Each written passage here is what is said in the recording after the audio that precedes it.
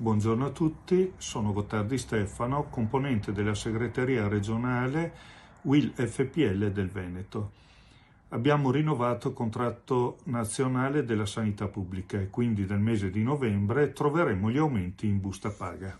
Per quanto riguarda gli arretrati, li troveremo già nella busta paga di novembre per gli anni 2019 fino ad ottobre 2022.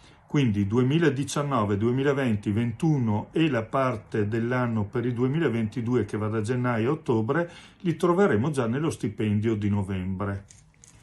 Per coloro che hanno uno stipendio molto basso, quindi un imponibile previdenziale inferiore a 1.538 euro, gli arretrati li riceveranno nel mese di dicembre, questo per salvaguardare il bonus 150 euro che riceveranno in base all'imponibile previdenziale del mese di novembre.